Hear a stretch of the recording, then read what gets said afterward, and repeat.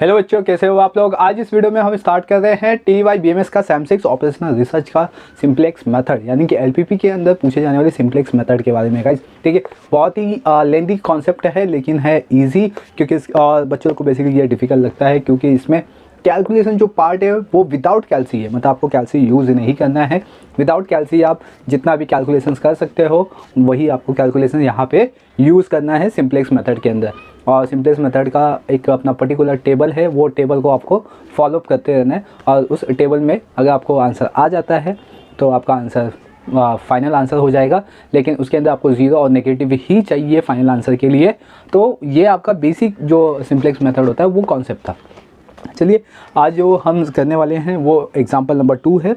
Mumbai university अक्टूबर के 2004 year में ये पूछा गया था, राइट। तो यहाँ पे क्वेश्चन दिया हुआ है, पहले क्वेश्चन देख लेते हैं फिर इसके फॉर्मेशन पे आते हैं, यानी कि इसका जो लीनियर इक्वेशंस है उसको किस तरीके से फॉर्म करें वो देखेंगे। Padma limited make 3 different kinds of chairs, all can be made profitably in the company, but the company monthly production is constant by the limited amount of labor, wood and screw available each month. The director will choose the combinations of chairs that maximize his revenue in view of the information given in the following table. तो यहाँ पे आप table देख सकते हो। Input given है जिसमें labour given है आवर्स के बेसिस पे, वुड गिवन है बोर्ड फीट के बेसिस पे, स्क्रू गिवन है केजी के बेसिस पे एंड सेलिंग प्राइस गिवन है इन रुपीज़। फिर इसमें आर्म चेयर्स है, एग्जीक्यूटिव चेयर्स है, ऑफिसर चेयर्स है और मंथली यहाँ पे अवेलेबिलिटीज़ गिवन है, राइट। देन इसके बाद आपको बोला गया है formulate the above problem in the linear programming problem and solve it by simplex method. यानी कि आपके क्वेश्चन में मेंशन होता है कि आपको ये किस तरीके से, ये जो इक्वेशंस गिवन है या टेबल गिवन है वो किस मेथड से सॉल्व करना है, ग्राफिकल मेथड से या सिंप्लेक्स मेथड से। देखिए ग्राफिकल मेथड का जो बेसिक कॉन्सेप्ट है ना वो मैंने आपके लिए बना दिया हुआ है लेक्चर्स में, आप उसको देखिए, उसको किस तरीके से सॉल्व करना है। बहुत ही ईजी कॉन्सेप्ट है, ठीक है। इसमें 2 टाइप या 3 टाइप के मैक्सिमम क्वेश्चन बनते हैं, जिसके अंदर मैक्सिमाइजेशन, मिनिमाइजेशन या दोनों का कॉम्बिनेशन जो होता है इस तरीके से क्वेश्चन बनते हैं। तो LPP का जो कॉन्सेप्ट है ग्राफिकल मेथड, उस पर मैंने पहले से वीडियो बना दिया है ताकि वो आपको पहले से समझ में आ जाए कि किस तरीके से सॉल्व करना है। याद रखिए 7 से 8 मार्क्स है, 7 से 8 मार्क्स से आप आराम से कवर कर सकते हो ग्राफिकल मेथड के अंदर भी और सिंप्लेक्स मेथड के अंदर भी। बस आपको यहाँ पे बहुत ज़्यादा अपना माइंड फोकस करके इसको सॉल्व करना पड़ेगा, तभी आप इसको सॉल्व कर सकते हो। एंड नेक्स्ट थिंग कि जो ट्रांसपोर्टेशन से वैम मेथड, मोदी मेथड, ठीक है, ये सब आपको करना चाहिए, ठीक है। ये सब आपके प्रैक्टिस के लिए, तभी तो आपको ऑपरेशन रिसर्च का असली मीनिंग पता चलेगा कि आपको किस तरीके से सॉल्व करना चाहिए। तो जैसे आप यहाँ पे देख रहे हो कि विपुल की टेक्स्ट बुक मैं यूज़ कर रहा हूँ, ठीक है, सिंप्लेक्स मेथड के लिए। तो यहाँ पे हम इसका अभी आंसर स्टार्ट करते हैं। आप इलस्ट्रेशन नंबर 2 या एग्जांपल नंबर 2 को फॉलो करें, क्वेश्चन को प्रॉपर तरीके से देखिए कि इसमें किस तरीके से बनाया हुआ है। तो क्वेश्चन में बोल दिया गया है कि आपको पहले बताओ कि इसका इक्वेशंस क्या बनेगा। तो मतलब आपको फॉर्मुलेट करना है LPP। तो LPP फॉर्मुलेशंस यहाँ पे लिखेंगे हम। अभी LPP के इक्वेशन को फॉर्मुलेट करेंगे, फिर उसके बाद इसको सिंप्लेक्स मेथड में कन्वर्ट करेंगे, राइट। अभी ये क्वेश्चन में आपको वर्डिंग में था, अब आपको पहले इसको इक्वेशंस में कन्वर्ट करना पड़ेगा। तो इसमें सबसे पहले लेट ले लेते x1, x2, x3। क्यों लेट किया? क्योंकि यहाँ पे जो पद्मा कंपनी है उसने 3 टाइप के चेयर्स बनाए, जिसके अंदर आर्म चेयर्स है, एग्जीक्यूटिव चेयर्स है और ऑफिसर चेयर्स है, राइट। तो यहाँ पे x1 पे भी लिखेंगे नंबर ऑफ आर्म चेयर, ये मैंने लेट कर लिया हुआ है। और फिर x2 पे लिखेंगे नंबर ऑफ एग्जीक्यूटिव चेयर और number of officer chair, right. तो 3 टाइप के चेयर्स है, 3 टाइप का हमने अजम्पशन ले लिया। और यहाँ पे जो पद्मा कंपनी है उसको प्रॉफिट होगा तो मैक्सिमाइज Z लिखेंगे और प्रॉफिट यहाँ पे गिवन है आपको, सेलिंग प्राइस ही इसका प्रॉफिट होगा। तो 4000 x1 plus 2000 x2 plus 5000 x3, right. यहाँ तक ये प्रॉफिटेबल का समय, इसलिए हम यहाँ पे मैक्सिमाइज Z लिखेंगे। एंड नेक्स्ट थिंग, ये तो मिल गया हमें। अब इसको फॉर्मुलेशन करते हैं इक्वेशन, मैक्सिमाइज Z मिल गया तो सब्जेक्ट कांस्टेंट भी मिल जाएगा। यहाँ पे लिखेंगे सब्जेक्ट कांस्टेंट लिख लेते हैं यहाँ पे, ठीक है। देन इसमें आपको फर्स्ट इक्वेशन, ये इक्वेशन से लेबर्स का, वुड का, स्क्रू का, राइट। तो लेबर क्या होना चाहिए? कम होना चाहिए, ज़्यादा होना चाहिए। अगर लेबर ज़्यादा टाइम देगा तो अब कंपनी को बेनिफिट होगा, या कम टाइम में ज़्यादा काम कर देगा तो बेनिफिट होगा। तो ऑब्वियसली लेबर जब कम टाइम देगा और ज़्यादा काम देगा कंपनी को, तब जाके कंपनी को प्रॉफिट होगा।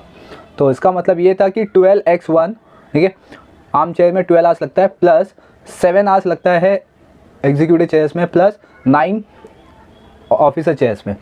अभी यहाँ पे साइन जो होगा वो लेस देन इक्वल आएगा, ठीक है, कम टाइम देगा तो ही अच्छा होगा कंपनी के लिए। चलो, तो ये हो गया इक्वेशन फॉर्मुलेट।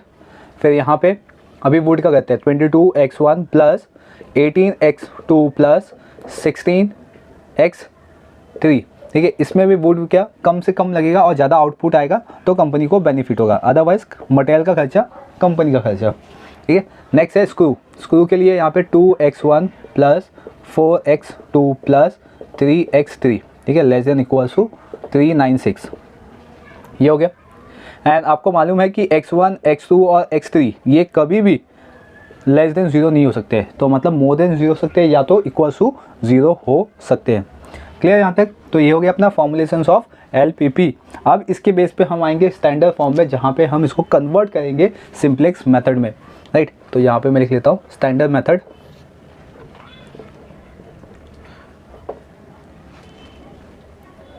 देन यहाँ पे लिखेंगे स्टैंडर्ड फॉर्म, ठीक है। अब इसका स्टैंडर्ड फॉर्म क्या होगा? स्टैंडर्ड फॉर्मेट में क्या आता है? स्लैक वेरिएबल यूज हो जाता है। स्लैक वेरिएबल क्या है? स्लैक वेरिएबल अनयूटिलाइज जो अपने रिसोर्सेज होते हैं उसको हम बोलते हैं स्लैक वेरिएबल। तो इसमें आएगा मैक्स जेड, सेम यही लिख देना है first one, 4000 x1 plus 2000 x2 plus 5000 x3, ठीक है। फिर इसमें प्लस कितना हमने मटेरियल यूज़ किया हुआ है, जिसमें लेबर्स है, देखिए वुड है, स्क्रू है, और इसमें arm chairs, executive chairs and officer chairs, मतलब 3 यहाँ पे मटेरियल्स यूज़ होंगे, arm chair, executive chairs and labour chairs, officer chairs.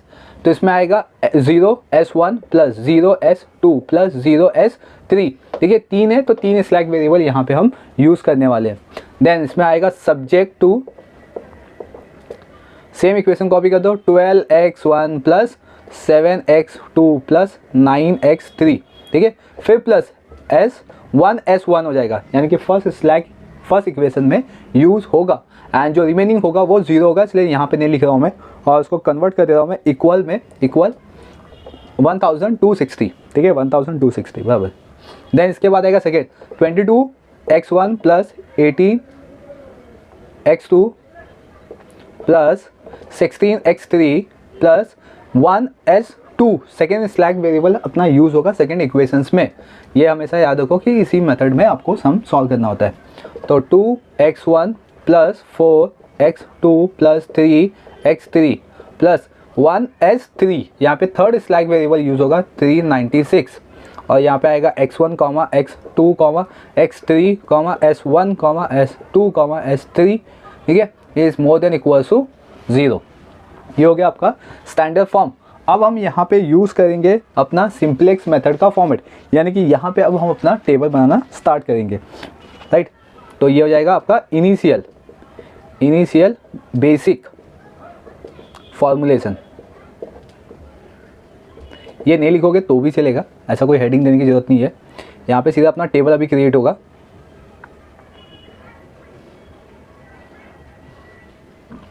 अभी आपको टेबल में मालूम है, फर्स्ट टेबल में क्या आएगा, सबसे ऊपर CJ, उसके बाद आएगा CXB, ठीक है, ऐसा, ये हो गया। फिर इसके बाद x1, x2, x3, s1, s2, s3,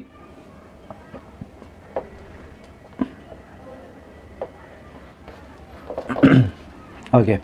then अभी जो x है उसमें हम लिखेंगे s1, s2 और s3, मतलब स्लैक वेरिएबल। देन उसके बाद आएगा यहाँ पे zj, हो गया। इसके बाद हम यहाँ पे लिखेंगे delta equals to CJ minus ZJ। तो इस तरीके से आपका पूरा एक टेबल रेडी हो जाएगा। अभी यहाँ पे ये जो अपने पास प्रॉफिट हुआ है, ये प्रॉफिट हम यहाँ पे लिखेंगे, ये प्रॉफिट अपने पास 4000, 5000, 2000, फिर इसके बाद 5000, फिर 0 0 फिर 0, ये हो गया। और C में भी 0 0 एंड 0, राइट। फिर B में अपनी क्वांटिटी आएगी, क्वांटिटी क्या है, ये सब आपकी क्वांटिटी है, ठीक है, 1260, फिर 19,008, फिर 396, ये हो गया क्वांटिटी, राइट। अब इसके अंदर पूरे इक्वेशन हम कॉपी कर देंगे। इक्वेशन के अपने पास 12, 7, 9, 1, 0, 0, देन 22, फिर 18, फिर 16, 0, 1, 0, फिर थर्ड में 2, 4, 3, 0, 0, 1, ठीक है, ये स्लाइक वेरिएबल है।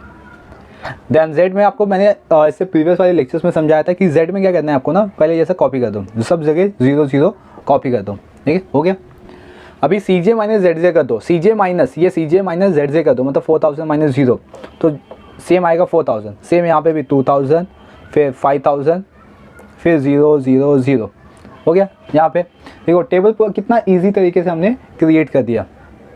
अब इसमें से जो डेल्टास की वैल्यूज हैं सबसे लास्ट रो में सबसे मैक्सिमम नंबर कहाँ दिखाई दे रहा है, 5000 इधर सबसे मैक्सिमम नंबर हो जाएगा, सबसे बिगर नंबर हो जाएगा। तो 5000 का ऐसे एक कॉलम बना दो और इधर लिखो के सी का मतलब पेंसिल से लिखोगे और मतलब ऐसा पेंसिल से बॉक्स बनाओगे और ये पेन से लिखोगे के सी, राइट। के सी मतलब की कॉलम हो गया, राइट ना। अभी की कॉलम मिल गया आपको, अब आर निकालो, तो मतलब आपको क्या करना है 1200 डिवाइड बाई 9 कर देना है। तो अब यहाँ पे कैलसी अब यूज़ कर सकते हो, ऐसा नहीं कि नहीं कर सकते हो, अब यहाँ पे आप कैलसी यूज़ कर सकते हो। तो मैंने कैलसी यूज़ कर लिया, तो यहाँ पे आंसर आया 140। 19,008 को डिवाइड करेंगे 16 से तो 188 आया, नहीं 1188 आएगा, यस। देन 396 को 3 से डिवाइड कर दिया तो 132 आ गया, ओके। तो ये भी हो गया। अब आर के अंदर सबसे स्मॉलेस्ट नंबर क्या दिखाई दे रहा है, ये थर्ड 132, तो इसको ना ऐसे रो बना दो, यहाँ पे पेंसिल से करोगे ये, और ये लिखो के आर का मतलब की रो, और ये जहाँ पे इंटरसेक्ट होगा, देखो ये ऐसा जा रहा है, तो यहाँ पे 3 पे इंटरसेक्ट हो रहा है, तो उसको के सी लिख दो, या तो इधर पे स्टार मार्क कर दो, तो मैंने स्टार मार्क कर दिया, तो हमें के ई मिल गया, मतलब की एलिमेंट मिल गया, ठीक है। अब यहाँ पे मुझे मिल गया। अब मैं इसके बाद जब न्यू टेबल क्रिएट करूँगा तो इसमें निकालूंगा न्यू कीरो, क्या निकालूंगा, न्यू कीरो। न्यू टेबल बनाऊंगा तो न्यू कीरो मतलब ये अपने पास कीरो है, जिसमें वैल्यू क्या है 396 है, फिर 2 है, 4 है, 3 है, 0, 0, 1, ठीक है। और उसको डिवाइड करना है अपने को की एलिमेंट से, मतलब 3 से डिवाइड कर देंगे तो 132, फिर 2/3, फिर 4/3, 3 में से 3 डिवाइड किया तो 1, 0 में से 3 डिवाइड किया तो 0, फिर अगेन 0, फिर 1/3। तो न्यू कीरो हमें मिल गया है। न्यू कीरो कितना आएगा 132, 2/3, 4/3, ठीक है, फिर 1, 0, 0, 1/3, इस तरीके से आएंगे। तो अब यहाँ पे हम टेबल बना लेते फिर से।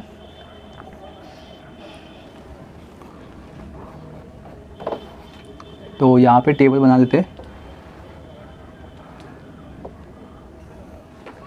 सबसे ऊपर आएगा फर्स्ट वन सी जे, ठीक है, फिर सी एक्स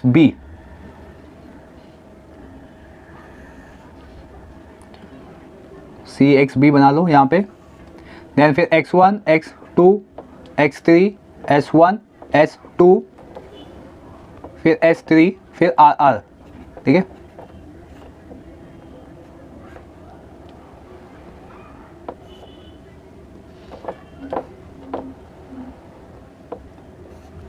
ओके, देन इसमें फिर अगेन कॉलम बना लेते हैं एकदम प्रॉपर तरीके से। आप लोग प्रॉपर स्केल यूज़ करके बनाओगे।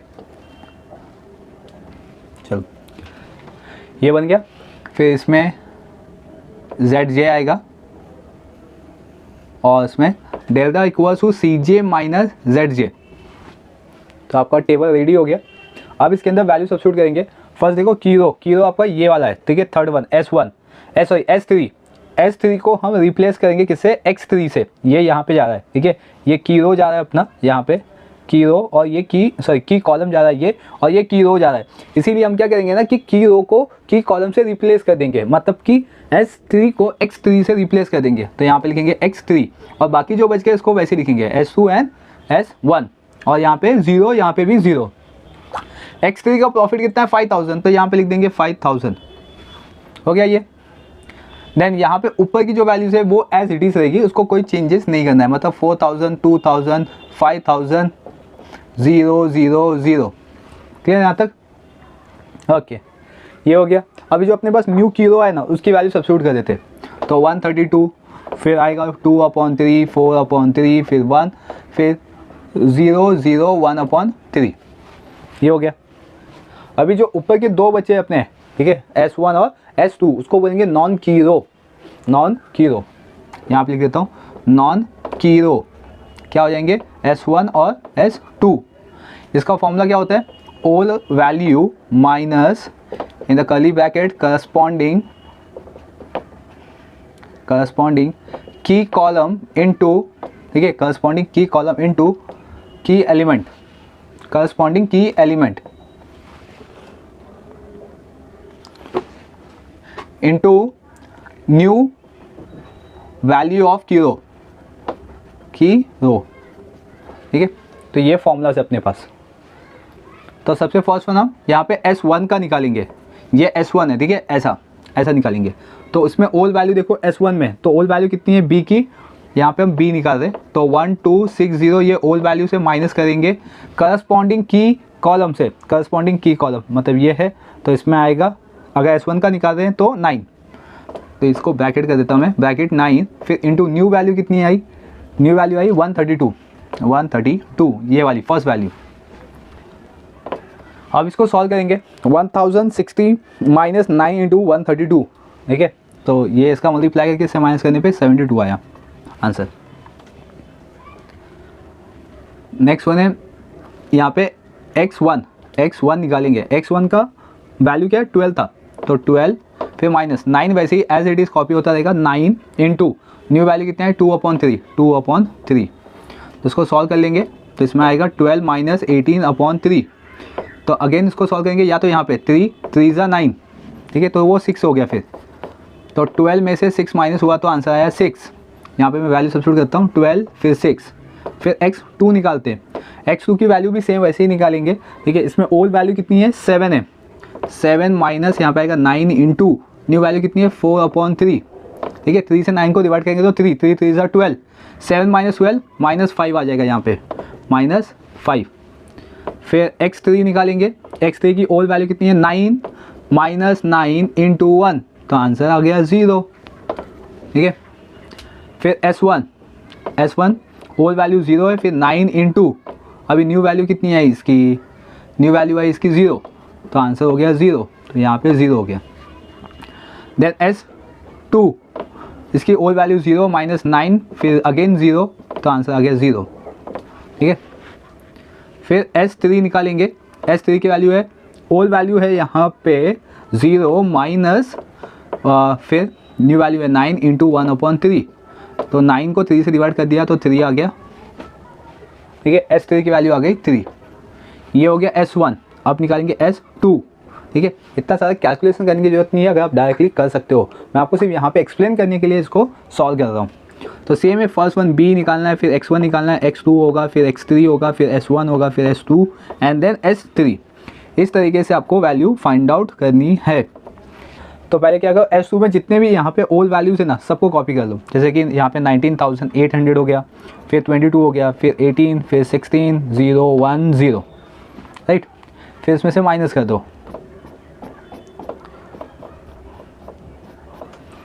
अभी इसमें करस्पॉन्डिंग की कॉलम क्या है 16 है, तो सब जगह 16 लिख दो। यहाँ पे ये हो गया 16, सब जगह 16 आएगा, और इसका मल्टीप्लाई कर दो न्यू वैल्यू से, तो अभी न्यू वैल्यू ऑफ की रो आएगा यहाँ पे 132, फिर 2/3, 4/3, 1 0 और फिर 1/3, राइट। अब इसकी वैल्यू कैलकुलेट करते हैं हम फटाफट।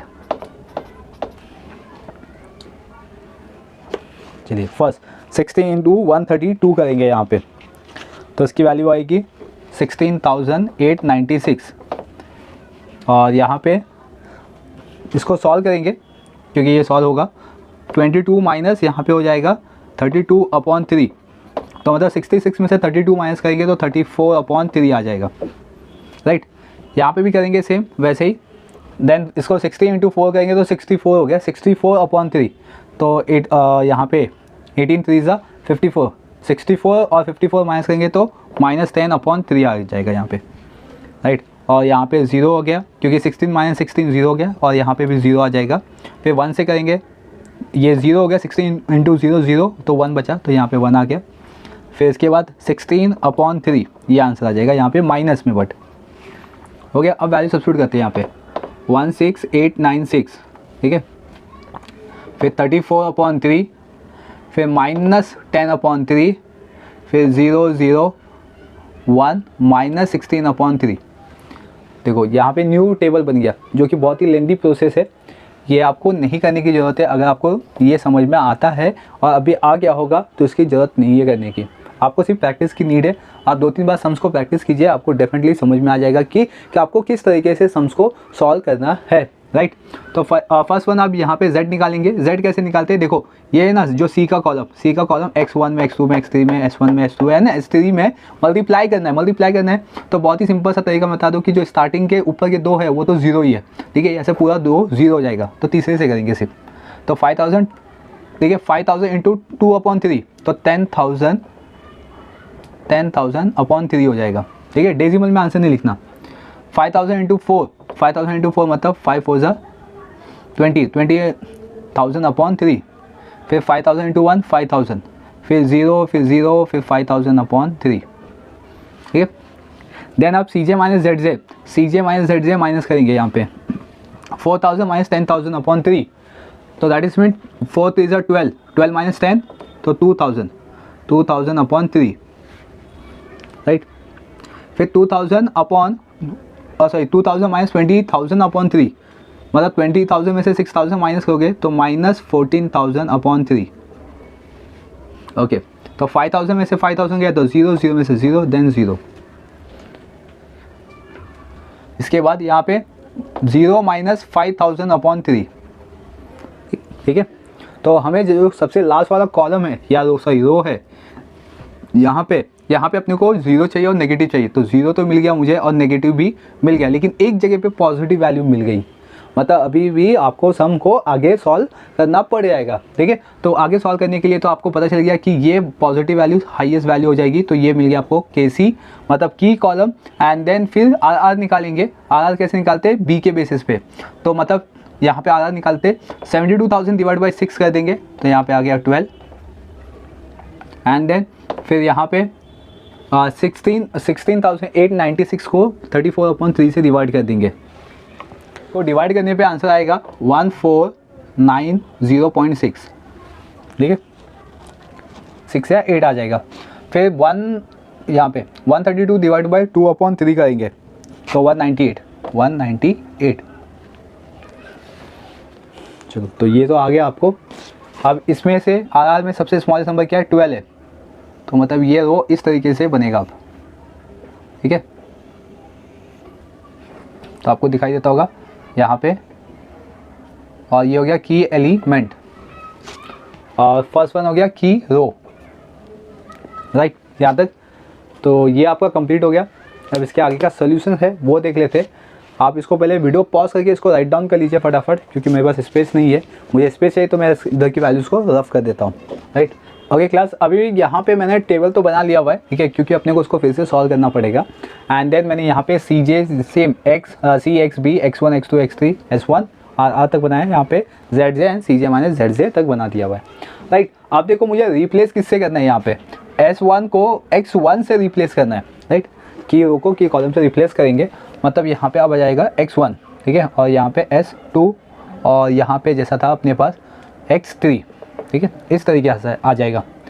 X3 की वैल्यू थी यहाँ पे 5000, C की वैल्यू कॉपी कर देना है, देखिए C में कोई चेंजेस नहीं करना आता है। और यहाँ पे X1 पे क्या है 4000, तो यहाँ पे 4000 आ जाएगा, बस ऐसे ही करना है।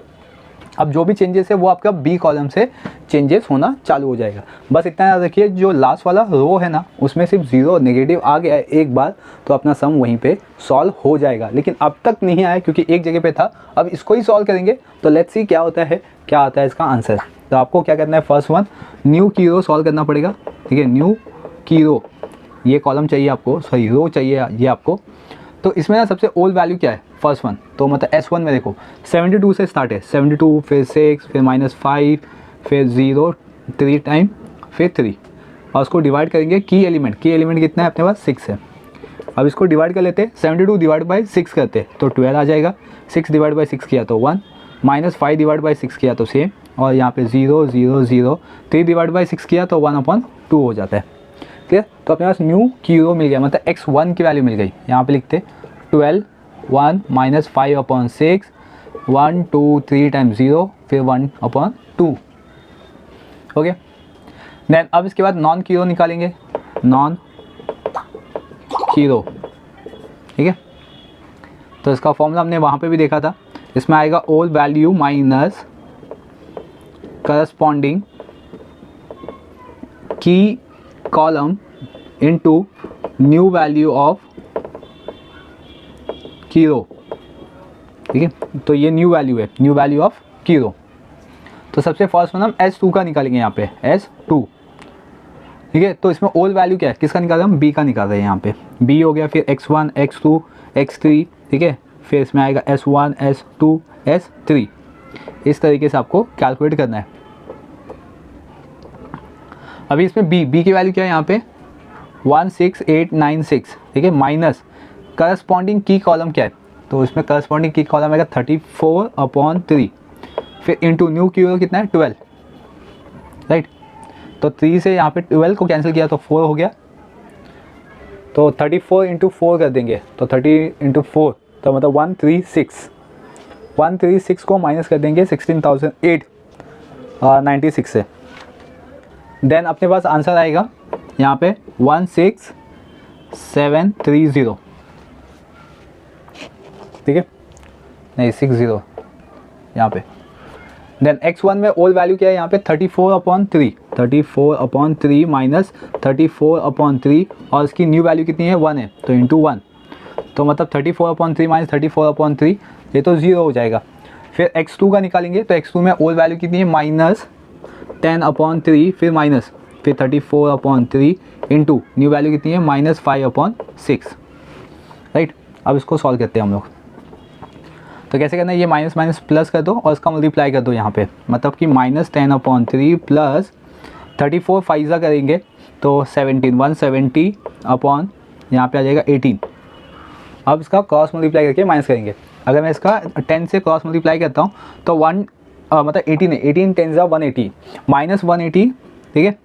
यहाँ पे हो जाएगा माइनस 180 अब प्लस 70 170, तो माइनस हो जाएगा 10 अपॉन, ठीक है, 10 अपॉन यहाँ पे 54।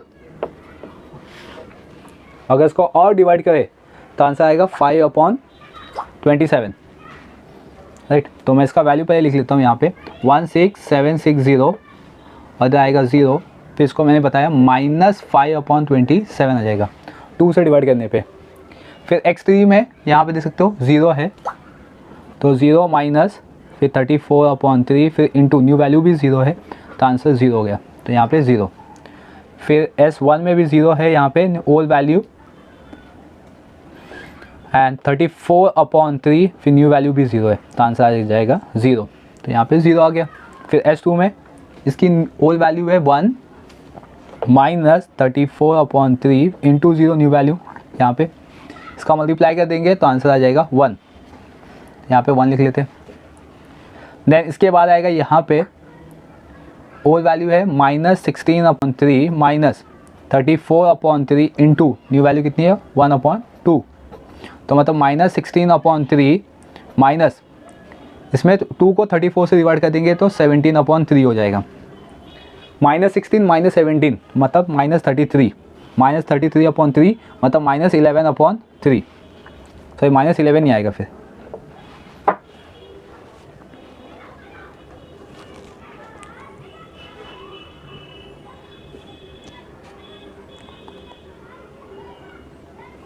यहाँ पे ना माइनस आएगा -3, तो यहाँ पे भी -3 होगा, ठीक है, और यहाँ पे भी माइनस होगा, और देन इसके बाद यहाँ पे भी माइनस, राइट। अपना माइनस मिस हो गया था तो यहाँ पे भी माइनस हो जाएगा, तो माइनस माइनस यहाँ पे प्लस हो गया, तो आंसर आएगा आपका 1/3, ठीक है। अब 1/3 आएगा, तो ये आ गया 1/3।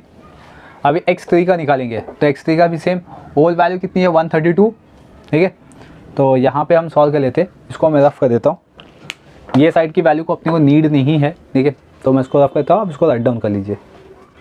देन क्लास अभी हमें क्या निकालना है, x3 निकालना है। x3 तो इसमें b की वैल्यू निकालेंगे, फिर x1, x2, x3, s1, s2 and s3, ऐसा आप लोग फटाफट लिख के वैल्यू निकाल सकते हो। तो इसकी ओल्ड वैल्यू देखो यहाँ पे ही है 132, फिर इसमें आएगा 2/3, फिर 4/3 एंड फिर 1, फिर 0, अगेन 0, फिर 1/3, फिर इसमें से माइनस करना है आपको, ठीक है। माइनस क्या करना है, करस्पॉन्डिंग की कॉलम, तो करस्पॉन्डिंग की कॉलम कितना है 2/3, तो सब जगह 2/3, 2/3, 2/3, 2/3, 2/3, ठीक है, सब जगह आ जाएगा ये। देन इसका फिर मल्टीप्लाई कर लेना है,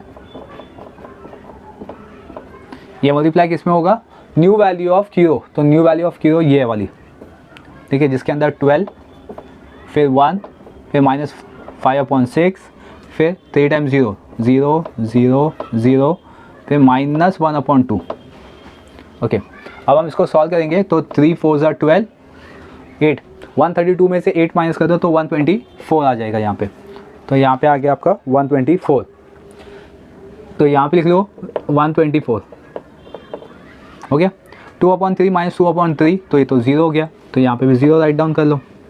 देन यहाँ पे 4/3 ये लिखा, माइनस माइनस प्लस हुआ यहाँ पे 10, यहाँ पे 2 से 2 3 ज़ा 6 हो गया, मतलब 5/9, ठीक है।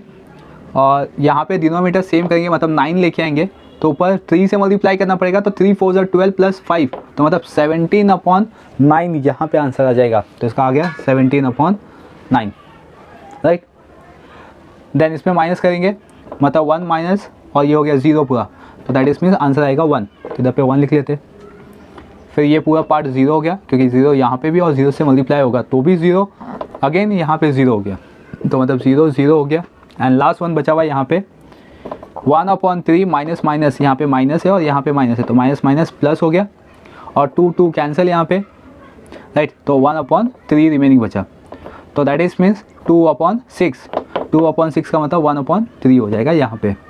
नहीं, इसको प्लस करना है तो डिनोमीटर्स 1 टाइम लेना है, और न्यूमरेटर की वैल्यू को प्लस करेंगे तो 1 + 1 2, यहाँ पे आएगा 2/3, ठीक है। तो यहाँ पे लिखते हैं 2/3। तो ये तो वैल्यू हमें मिल गई है। अब आपको ZJ निकालना है, तो ZJ कैसे निकालेंगे, CJ का मल्टीप्लाई x1 x2 x3 ऐसा करते जाएंगे। लेकिन देखो इसमें जो मिडल वैल्यू है वो 0 है, मतलब ये बीच की वैल्यू आपको कंसीडर नहीं करना है, क्यों, क्योंकि उसकी वैल्यू सीधा 0 हो गई है आपके पास, राइट। अभी 4000 इंटू x1 की वैल्यू कितनी है 1, तो 4000 इंटू 1 4000, और यहाँ पे ये तो 0 हो गया, 5000 इंटू 0 तो 0, ठीक है। तो यहाँ पे आ जाएगा 4000। फिर इसके बाद यहाँ से करेंगे, मतलब यहाँ पे अभी हम लोग x2 निकाल रहे हैं, ये ZJ निकाल रहे हैं, कैसे कैलकुलेट करना है इसलिए मैं यहाँ पे बता दे रहा हूँ। 4000 है अपने पास, इसका मल्टीप्लाई -5/6, और फिर प्लस कर लेना इसको 5000 इंटू 17/9, ठीक है, ऐसा करना है यहाँ पे। देन इसका मल्टीप्लाई करेंगे, तो यहाँ पे देख रहे हो -20,000/6, ठीक है, और यहाँ पे प्लस 17 5 ज़ा 85, और यहाँ पे 30/9। इसको सॉल्व करेंगे तो 65,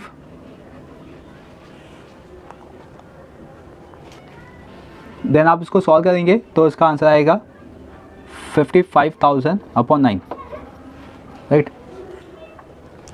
तो इसका आंसर लिख लेते हैं यहाँ पे 55,000/9। देन यहाँ पे देख सकते हो, अब यहाँ पे स्टार्टिंग में 0 है, सेकंड में भी 0 है, और फर्स्ट में 1 है, तो 5000 इंटू 1 5000। अभी ये S1 में पूरा कंटिन्यूसली 0 था, इसलिए यहाँ पे भी 0 हो जाएगा। यहाँ पे देख सकते हो x1 में 0 है और x3 में 0 है और s2 में भी 0 है, तो मतलब यहाँ पे भी 0 आ जाएगा। देन अभी 4000 को यहाँ पे देखते, x3 में 4000 को हम क्या करेंगे, -1/2 से मल्टीप्लाई करके प्लस कर देंगे 5000 2/3, मतलब 5 इंटू 2 करेंगे तो 10,000, 10,000/3, और 2 से इसको डिवाइड करेंगे तो 2000, माइनस में -2000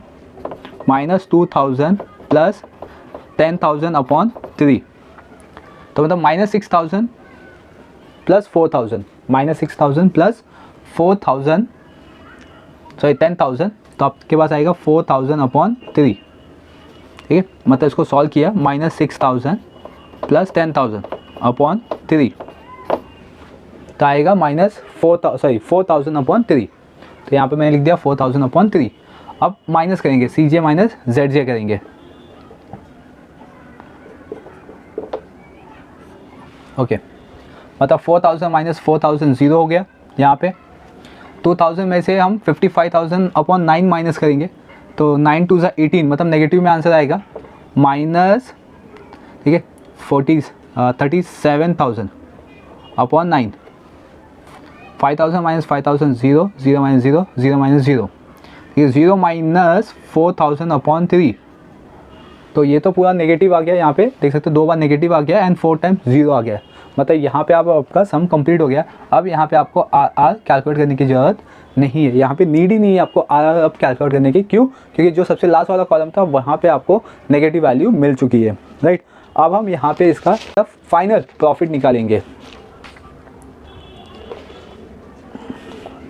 प्रॉफिट निकालने के लिए आपको सबसे पहले चाहिए x1, x2 एंड x3 की वैल्यू, राइट। तो यहाँ पे सकते हो ये क्वांटिटी यहाँ पे लिखा हुआ है, ये जो b है ना ये आपकी क्वांटिटी है, तो इसको लिख लेते हैं हम यहाँ पे भी। हमने x1 को number of arm chair consider किया था, नंबर ऑफ आर्म चेयर्स, तो नंबर ऑफ आर्म चेयर्स कितना है 12, ठीक है। फिर इसके बाद x2 को हमने number of executive chair consider किया था, तो एग्जीक्यूटिव चेयर कितना है अपने पास 16,760। फिर x3 आएगा जिसमें आएगा नंबर ऑफ ऑफिसर चेयर, ये हमने कंसिडर किया था और इसका चेयर का क्वांटिटी कितना है 124। ये अभी हमें x1, x2 and x3 mill. Then अब इसके बाद हम प्रॉफिट निकालेंगे, तो यहाँ पे लिखेंगे ऑप्टिमम प्रॉफिट, ठीक है। तो ऑप्टिमम प्रॉफिट कैसे लेंगे, C और B का मल्टीप्लाई कर देंगे। तो C में क्या है 4000 इंटू 12 प्लस फिर 0 इंटू 16,760 प्लस 5000 इंटू 124, ठीक है। तो यहाँ पे फर्स्ट का आ जाएगा मल्टीप्लाई करने पे 48,000 प्लस ये हो गया 0 प्लस इसको मल्टीप्लाई कर देंगे तो 62,000 नहीं 6,20,000। देन अब इसको हम प्लस कर देंगे तो 6,68,000, ये इसका आंसर आ जाएगा। मतलब ऑप्टिमम प्रॉफिट कितना होगा 6,68,000, ठीक है। अगर पद्मा कंपनी क्या करेगी कि 3 चेयर को मैन्युफैक्चरिंग करके इसको सेल कर देगी। क्लियर यहाँ तक? लेकिन आपको बस इतना याद रखना है कि यहाँ पे जो S2 था ना, यहाँ पे देख सकते हो इसमें सिर्फ पद्मा कंपनी इसको मैन्युफैक्चरिंग नहीं करेंगे। क्यों? क्योंकि इसको 0 हो जाएगा, एग्जीक्यूटिव चेयर क्या हो जाएगा 0। तो यहाँ पे लिख देते हैं देयरफॉर, ठीक है, x2, ठीक है, Padma company executive chairs, x2 यानी कि एग्जीक्यूटिव चेयर ब्रैकेट में not produce by Padma company या पद्मा लिमिटेड, ठीक है। इस तरीके से आपको सिंप्लेक्स मेथड को सॉल्व करना है। तो आई होप कि ये जो पूरा कॉन्सेप्ट था सिंप्लेक्स मेथड का, ये आपको समझ में आ गया होगा कि आपको किस तरीके से सॉल्व करता है। अगर इसके बियॉन्ड भी कोई डाउट है तो मुझे कमेंट सेक्शन में कमेंट करके पूछ सकते हो। चलिए इस वीडियो में बस इतना ही है, मिलेंगे आप नेक्स्ट लेक्चर में। बने रहिए चैनल पे, चैनल को सब्सक्राइब कर लीजिए। Thank you for watching.